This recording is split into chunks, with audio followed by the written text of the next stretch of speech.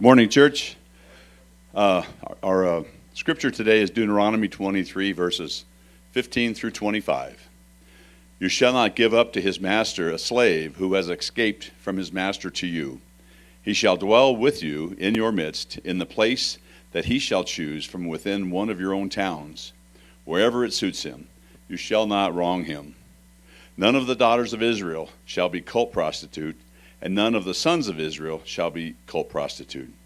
You shall not bring the fee of a prostitute or the wages of a dog into the house of the Lord your God in payment for any vow. For both of these are an abomination to the Lord your God. You shall not charge interest on loans to your brother, interest on money, interest on food, interest on anything that is lent for interest. You may charge a foreigner interest, but you may not charge your brother interest. That the Lord your God may bless you in all that you undertake in the land that you are entering to take possession of it. If you make a vow to the Lord your God, you shall not delay fulfilling it, for the Lord your God will surely require it of you, and you will be guilty of sin. But if you refrain from vowing, you will not be guilty of sin. You shall be careful to do what has passed your lips, for you have voluntarily vowed to the Lord your God what you have promised with your mouth. If you go into your neighbor's vineyard, you may eat your fill of grapes, as well as many as you wish, but you shall not put any in your bag. If you go into your neighbor's standing grain, you may pluck the ears with your hand, but you shall not put a sickle to your neighbor's standing grain. So I have discovered that you can learn a lot about what a person looks for or expects in a relationship based on what they put on Facebook. The things that they post kind of reveal what it is that they're looking for, or that they're thankful for, or that they're not thankful for in their pursuit of relationships. I saw this one Facebook post, and here's what it said. It said, ultimately, I just want to be with someone who makes adventures out of missed buses, laughter out of forgotten umbrellas, and art out of all my mess. Anybody relate to that? When you think about a relationship, in the end, that's maybe just what it is that you're looking for. Today we are continuing in our series called 10 in 3, the 10 Commandments in the third millennium. It's a series on the 10 Commandments, but as we are discovering, it's a series on the book of Deuteronomy, because the book of Deuteronomy helps us to better understand and unpacks for us a deeper meaning of the 10 Commandments. And many scholars see that the structure of the book of Deuteronomy follows the structure of the 10 Commandments. So we saw, for example, that chapters 6 through 11 seem to parallel and address and bring to light, elucidate the first commandment. And then chapter 12 deals with the second commandment, chapter 13, the third, so on and so forth. And so today, we've been moving through this series for several weeks now, a couple months now, I suppose. And so now we're coming to this section that deals with the eighth commandment. And the eighth commandment is a very straightforward one. Thou shalt not steal. Now, when we hear that command, thou shalt not steal, I think we tend to think of it simply in terms of, well, you imagine somebody, I don't know, robbing a bank. You think of somebody and they put on their ski mask and they break into a bank and they hold up the teller. Or maybe they break into a 7-Eleven. Right? That's stealing. That's what it means to steal. Maybe you come out in the morning on a Monday morning to drive to work, and there's glass on the street there. And there's glass, and you realize it's the glass from the window of your car, which is now gone because somebody stole your car. Right? This is what we think of when we think of stealing. Maybe you think of identity theft, somebody trying to steal your identity. You get one of those Facebook messages or a text message from somebody, like in sort of demanding, click the link, you need to click the link here or whatever. And you're like, I don't know who this person is. I better not click this, or literally my life is going to disappear if I click on this link, right? Y'all know what I'm talking about, being afraid of somebody who's going to steal from you. This is what we tend to think of when we think of thou shalt not steal. Now, what we're going to discover then, as we go through this section, is that we need to have a broader understanding of what it means to steal. And I would say the first thing that emerges in this passage is this: failing to have compassion on those fleeing oppression is stealing. If this section here corresponds with the 8th commandment, then what we have to see here, this is somehow related to stealing. And I think what emerges is that failing to have compassion on those fleeing oppression is stealing. Notice what it says here. Actually, I don't know if I have a slide for this. We'll find out here. It says, Deuteronomy 23, verse 15, you shall not give up to his master a slave who has escaped. Oh, yeah, we do.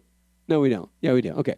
You shall not give up to his master a slave who has escaped from his master to you. And so here, the idea here is that somebody escapes from slavery. They escape from a situation in which they are experiencing oppression. And here this is saying, hey, don't send them back, right? I mean, this is actually, you might say, a qualification to what we saw last week when it talks about returning things that belong to somebody else, right? If their ox or their donkey wanders and you know it's not yours, you try to give it back to whoever it belongs to. Here, what it's probably referring to is somebody who is a slave of a foreigner, and they've managed to escape from that slavery in that other nation, that oppressive situation, and they've fled. They've fled for refuge. Some translations actually even refer to the individual here as a refugee who is seeking refuge. So what it's saying is that somebody who is fleeing from an oppressive situation, we should show compassion on that individual, not turn a blind eye to them, not send them back to their oppressive situation, but we should be open to them. And of course, we can apply this in a number of different ways. We could apply this simply in regards to maybe somebody who's experiencing a domestic violence situation. Somebody's in an oppressive situation at home. Christians should be known as people who are sympathetic to that cause, that are advocates for those who are in a place of oppression. Certainly a child who is in an abusive situation. The church should be a place, a safe haven, where those who are in a place of oppression can go and can find support. But I also think, and here, of course, we find ourselves dealing with one of the hottest political issues in our country right now, is the issue of immigration, right? This is a huge issue in our country. What's interesting is it's not just a huge issue here in America, it's a huge issue around the world. Right, around the world, it's one of the biggest political issues. Apparently, if I'm getting this right, in the last 10 years, globally, there has been an influx of migrants fleeing from one part of the world to another part of the world. There have been more in the last 10 years than any other time in history.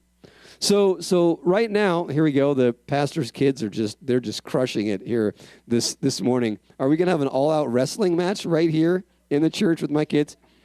Yeah. Okay, hold on a minute. We're gonna have a parenting moment. Valerie, Can I get an adult here to come help? Beck, Aaron, would you, or anybody? Thank you. You got this? Okay, we got it. Thank you. See, this is where we need community, right? This is community support. We have a wandering sheep that needs to be taken to where she belongs. Thank you.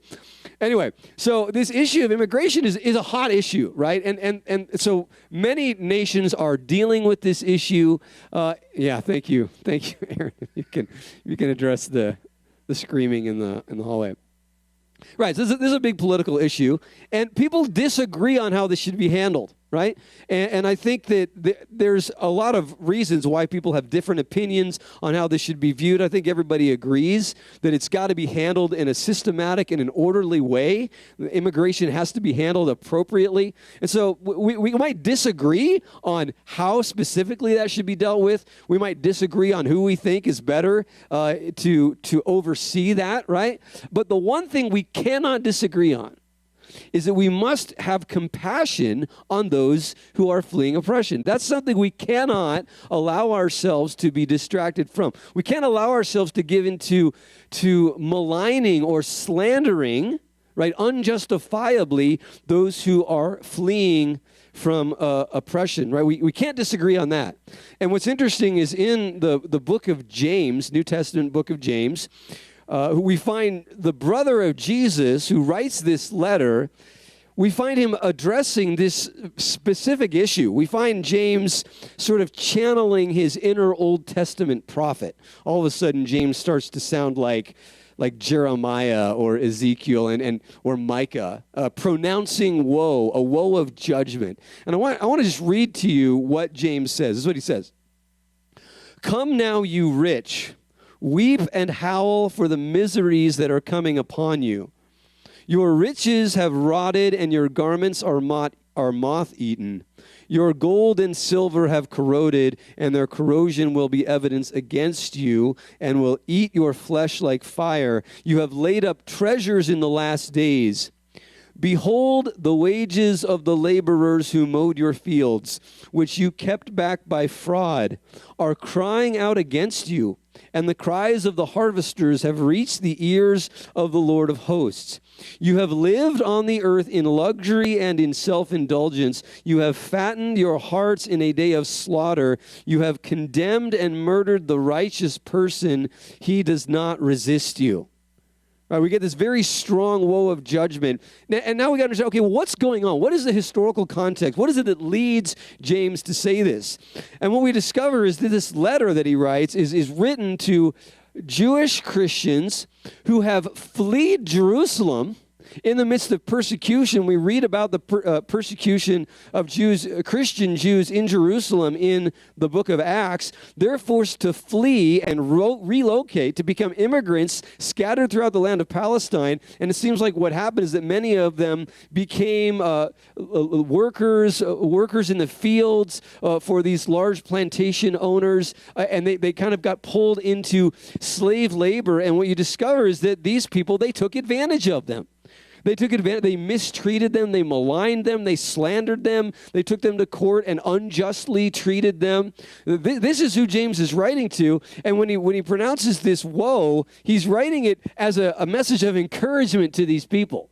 And what he's saying is this is going to happen to these people who are oppressing you. God's judgment is going to come upon them for the fact that they have not shown compassion on you. And his point is there, actually, you don't need to fight them.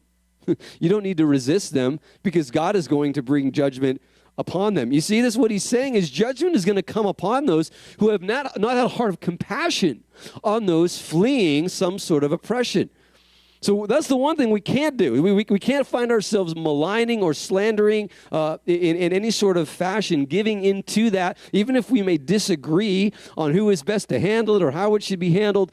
We cannot lose this compassion for the immigrant who is fleeing from oppression. And you find that throughout the Old Testament, the people of God are always reminded, hey, listen, you had to flee oppression.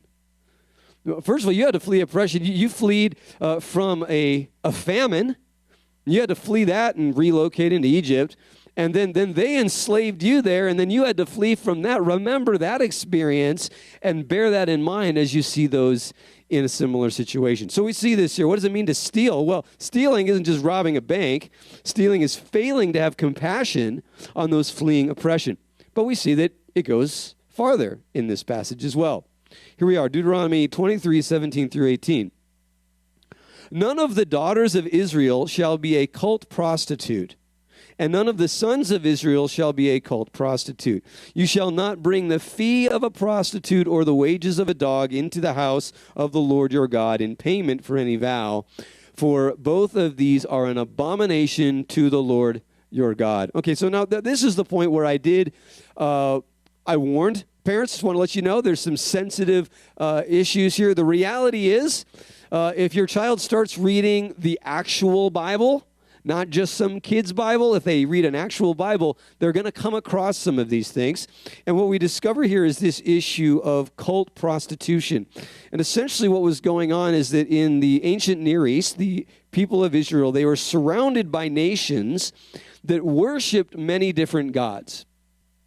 And they had different practices for worshiping these gods, different religious practices. But the gods that they worshiped were often often referred to as fertility gods. And the idea here was that these gods would help to would help to fertilize and bring to life their crops. This is an agricultural society, and pretty much everybody, many of them farmers, very much dependent on agriculture, very much dependent on good crop yields and whatnot. And so the gods that they worshiped were gods like Baal, who was a Canaanite god, who was the storm god who would provide rain, they believed would provide rain for the crops, so on and so forth. And so these nations that surrounded Israel, they engaged in these religious practices that were designed to entice the gods to provide rain and whatnot. And one of the practices that they did is they would engage in relations, sexual relations with shrine prostitutes, with the belief that engaging in that would entice the gods then to bring life to the crops. Right? This was sort of the idea. And so what we discover here is that this, what is this really? Well, I'll tell you what this is. It's a creatively elaborate attempt to justify sexually devious behavior. It's like, well, it's my sacral duty to go to the shrine and engage in this practice for the sake of our crops. If I don't go to the shrine, honey, it's not going to rain, and we're not going to have any food to eat. Right? This is how twisted our minds can get in terms of justifying this sexually devious behavior. And of course, what we're talking about here is then ultimately, what is this? How does this relate to stealing? What's going on in this kind of activity is that you are robbing another of their dignity for your own gratification. In fact, what we discover is that this is the principle that undergirds the biblical understanding of sex in general.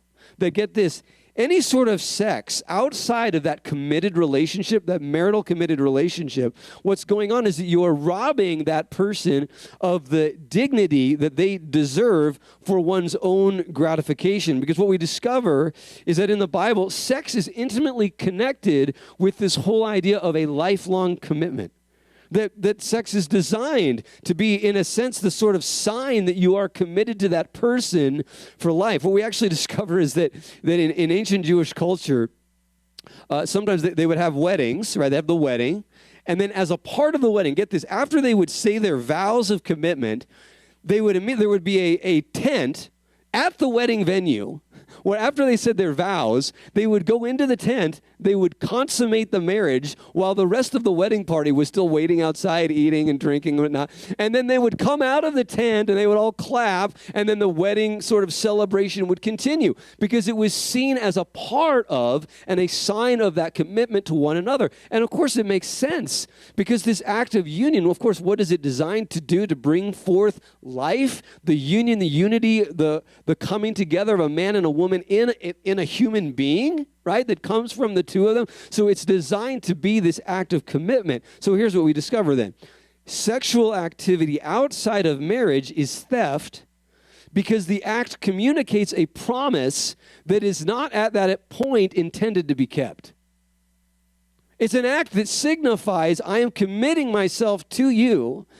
And yet, if it's not done within that marital commitment, you're actually robbing them of this promise that the act itself intends to communicate, right? There is no single act in a relationship that more singularly is associated with this commitment and this union than the act of sex. So you're robbing them of the dignity of that commitment, right? Okay, so we're seeing here that stealing is about a whole lot more than robbing a bank or stealing somebody's identity, stealing somebody's car. And we see this moves on here in verse 19, beginning in verse 19. You shall not charge interest on loans to your brother, interest on money, interest on food, interest on anything that is lent for interest. You may charge a foreigner interest, but you may not charge your brother interest, that the Lord your God may bless you in all that you undertake in the land that you are entering to take possession of. Okay, what's going on here? We notice there is a distinction that is made between, lending to a foreigner and lending to your brother, that you can charge interest if you're lending to the foreigner, but you cannot charge interest if you are lending to your brother. Now, what we need to realize, this is probably not some sort of ethnic prejudice, like, well, just, that's a foreigner, don't lend to them. What this is really getting at is the idea that, generally speaking, the foreigner who lives outside of your community, if you're engaging in that kind of a loan, it's probably some sort of a business transaction. It's a business practice where you're a banker, and this is one of the ways in which you make money and whatnot, and that's fine. Like, if that's your business, then you need to be able to do that in order to run your business. Okay, but that's different than just your friend, your neighbor, who's in need and needs some help. What he's saying is, don't take advantage of their need just for your own gain. You might put it this way. Maybe you own a restaurant. That's your business. So what do? You charge people to eat at your restaurant. You charge them more than the food is at cost, because that's what you need to do to make a living. Okay, there's fine. There's nothing wrong with that. But then if you have a friend or a neighbor who is hungry, well, don't go out and start charging them for the sandwich that you bring. You see, this is the difference here. So it's don't exploit them. And the idea here is that if you do that, what is it? You are stealing. You're stealing from them if you aren't showing compassion on them in terms of trying to just help out a brother who is in need. Okay, goes on here. Again, this is about more than just robbing a bank. Verses 24 through 25. Here we find a very similar point. It says, if you go into your neighbor's vineyard, you may eat your fill of grapes, as many as you wish, but you shall not put any in your bag.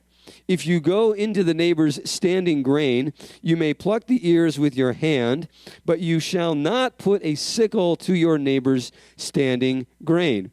Okay, what we discover here is that the stealing kind of goes in two different directions.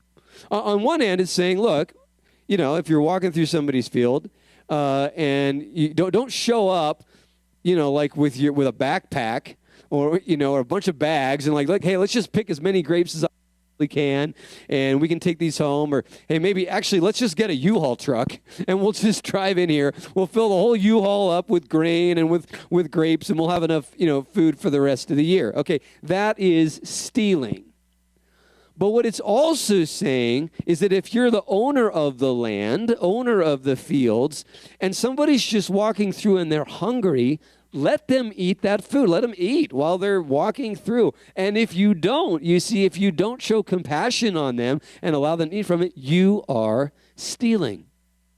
Again, notice this, that stealing then is not simply a matter of commission, right? A sin of commission, you committed an act. It can also be a sin of omission, your failure to allow them to do something, your failure to just let them benefit from that. So here we see stealing goes a lot farther than simply robbing a bank, so on and so forth. Okay, our understanding must be expanded. Okay, we can go on here again in verse 21. It says, if you make a vow to the Lord your God, you shall not delay fulfilling it, for the Lord your God will surely require it of you, and you will be guilty of sin.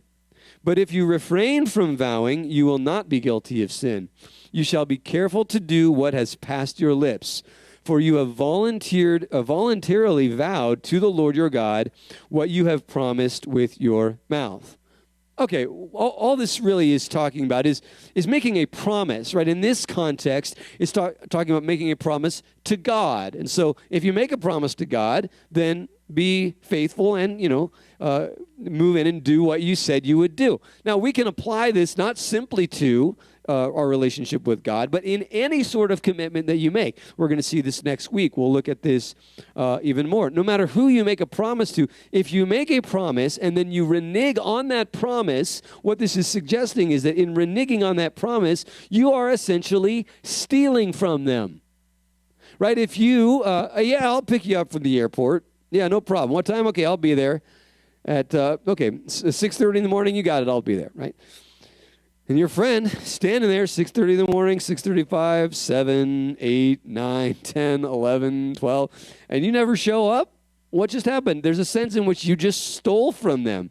You stole. They had an expectation that they had a right to expect you to be there, and you didn't deliver on it. You stole from them. So this idea of keeping a commitment that you promised to, if you don't do that, there's a sense in which a person is stealing. Okay, so we see all these different examples here in this passage that seems to suggest that stealing is about a whole lot more than just robbing a bank, stealing somebody's car. How might we summarize it then? If we're going to just summarize, okay, what is this really getting at? I think we might be able to put it like this. Do to others what you would want them to do to you. In the end, that's the principle. Do to others what you would want them to do to you. And if you don't do to others what you would want them to do to you, then you are, in a sense, stealing, right? You're actually robbing them of the dignity that you think you deserve, right? You think you deserve to receive this. Well, when if you don't do it for them, then what you're suggesting is that you have more dignity than they do. Like, you're robbing them of their dignity. And this particular point, do to others what you would want done to you, is precisely what Jesus says after his own exposition of the Ten Commandments. Here we are in Matthew chapter 7, verse 12. So whatever you wish that others would do to you, do also to them, for this is the law and the prophets. Jesus here seems to be suggesting that this doesn't just summarize the eighth commandment, but really summarizes all of them. But of course, in that, it also then is a good summary of the eighth commandment itself. Now, here's the problem, all right? Here's where we just kind of get honest. Probably all feeling this right now, Here's just the deal. What we want is this. We want someone who does what we want, not the other way. All right? That's just the truth. We want people to do for us what we want, but we don't really want to do for others what we would want them to do for us. You know, I was listening to this podcast on the future of artificial intelligence. All kinds of possibilities for the future of AI. And at one point, they got into this whole concept of an AI companionship robot. Do you guys know this might be coming? Yeah, an AI. So this goes beyond just your office assistant, like your Siri, your assistant who can help you and whatnot. Eventually, they're saying you'll be able to order like a robot, an artificial intelligence robot, who will be like your companion and who will be there for you. And you know, we live in an age of rampant loneliness. People are so lonely. And what they're saying is you'll be able to get an AI robot who is a great companion.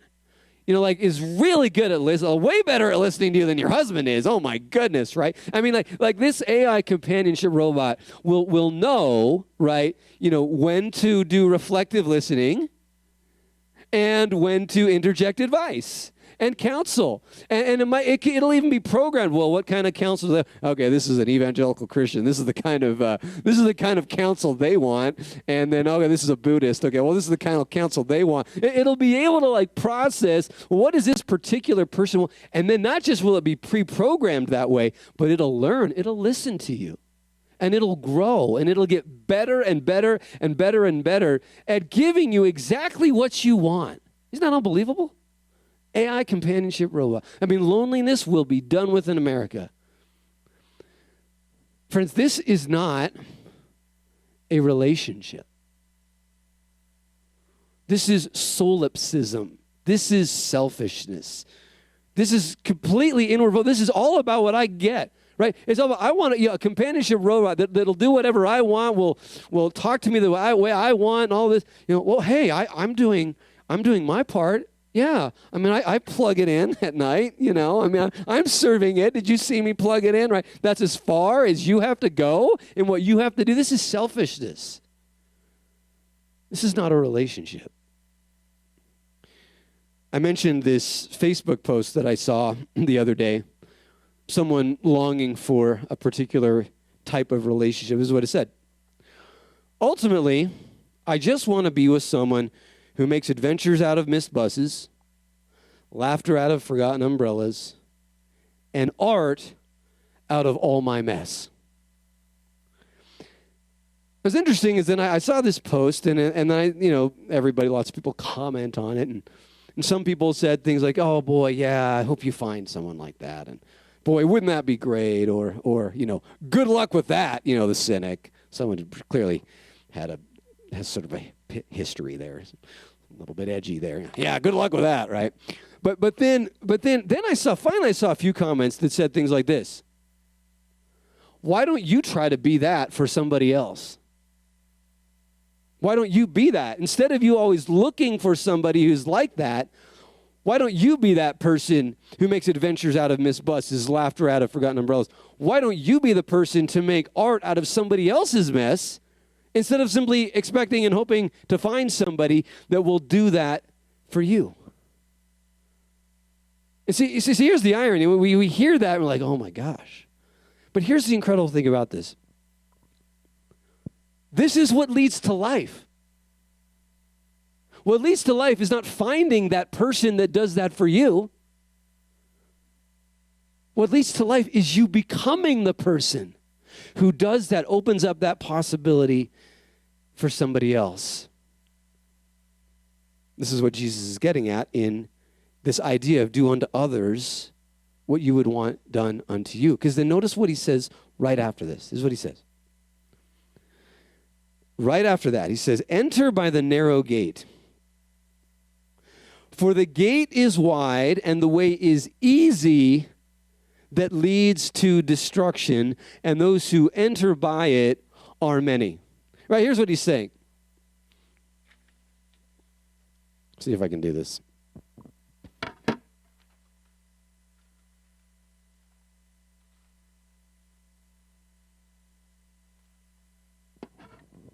All right, see this little funnel here? You see, there's two ways to life. You can take the easy way, which is the way it's wide. It's easy to get into. Right? It's easy, right? And what is he really talking about? The easy way, quite frankly, is the self-centered way. It's the look out for yourself sort of way. And that's easy, right? But and that seems right, but the problem is the longer you go in that direction of looking out for yourself, it gets narrower and narrower and narrower and becomes restrictive and leads to death. He says, but there's another way, and it's the hard way, right? It's the narrow way. And why is it hard? Well, it's hard, right? Here's why it's hard. Why is it hard to do unto others what you would want to have done for you? I'll tell you why that's hard. Because if you do unto others what you would want done for you, here's what you're going to find a lot of the time, if not most of the time. They don't do the same thing for you. This is just the truth. If you do unto others what you would want done for you, you're not going to find that they do the same thing. That oftentimes when you live that way, that's just not going to happen. Look, here's the reality. If you are an immigrant seeking refuge, most people are not going to help you. If you're falling on hard times financially, here's the reality. Most people are not going to help you. If there's laundry in the laundry basket, guess what? Probably nobody else is going to fold it if you don't do it yourself. Okay? That's the way of the world. That's life. And so the hard way, that's the hard way. And so it's really easy to cave into the, well, fine, if they're not going to do it, I'm not going to do it. People aren't going to look out for me. Why am I going to look out for them? It's really easy to fall into that particular trap. But Jesus is saying that's the way that leads to death. It's the hard way. It's the hard way that ultimately leads to life. Right? Here's where this all leads. You can put it in a number of different ways, but I'll just put it this way. Christians are called to help humanity break out of the crazy cycle. Maybe you've heard of the crazy cycle before. I first heard about the crazy cycle within the context of a marital relationship. We've talked about this before. The crazy cycle is this, where in a marriage, one person, kind of messes up or whatever, isn't very nice. And so the other person withholds their love in response. And then because they withhold their love, then the other person, because they're not feeling love, they withhold their love, which then causes the other person to withhold their love even more, which causes the other person to withhold their love even more. And it's just this spiral. I was having a conversation with some friends of mine from out east, and I was sharing this kind of analogy with this individual. And this person said, yeah, you know what? My marriage has been in that spiral for 3 years. Right? You just withhold love, so the other person withholds love, hold love, withhold love, right? And it's just this crazy cycle. And so the question is, how do you break out of the crazy cycle? And the answer is somebody has to stick their foot in the ground and say, not anymore. I'm going to love. I'm going to do to them what I would want them to do, whether they do it or not. And I'm going to keep doing that. I'm going to break us out of the crazy cycle. And that's true in marriage, but you know what? I think that's also just true in life. Am I right that it's not just marriages that often are in the crazy cycle? Am I right that our entire world is in the crazy cycle? There's just more and more animosity, more and more conflict that's just amping up. And the more one side gets hurt, the more that they refrain from loving. And it just goes back and forth in our own country. The division is just getting wider and wider and wider and wider and wider. And I'll tell you what, folks, the call of the Christian in America is to help bridge that gap, to help try to bring healing in the midst of this division. We need to be the ones, right, who will treat others with the way we would want to be treated, whether they're treating us that way or not. In the workplace, as you're driving down the road and somebody cuts you off in traffic, however it is, this is what we're called to do. We are called to break the world out of the crazy cycle. The reality is, look, if we don't do it, who will? If Christians don't do this, who will? If Christians don't do what Jesus did, who will? You see, this is the heart of the Christian faith. What did Jesus do? Jesus loved us even when we didn't love him. He said, I'm going to do what should be done. I'm going to do what should be done to me, even though they're not going to do it for me. I'm going to do it anyways. I'm going to love them the way I would want to be loved, even if they don't. And he did that all the way to the cross. You see, this calling to break the world out of the crazy cycle, it doesn't start with us. This is what Jesus came to do. All we're doing is following in Jesus' footsteps. And what we discover in the gospel is that this path that seems like it leads to death, because it does, ultimately it leads to life. The heart of the Christian faith is that, yes, Jesus was crucified on the cross. He gave his life. But on the third day, he rose from the grave. And friends, if we will simply die to ourselves, we can trust that God, in his way and in his time, he will vindicate that selflessness and he will bring forth life. We now come to our time of communion. What is communion all about? Communion is an opportunity for us to be reminded of the gospel, to be reminded that the narrow way is what leads to life, to be reminded that Jesus, God himself, has loved us, despite the fact that we have not responded in kind. God has loved us anyway. He didn't turn away from us and say, fine, if that's how you're going to treat me, then I'm going to treat you that way as well. No, he said, I'm going to continue to love you. The heart of the gospel is no matter what you have done, God always loves you. And in light of that, how can we not respond in kind, trusting that it will lead to life?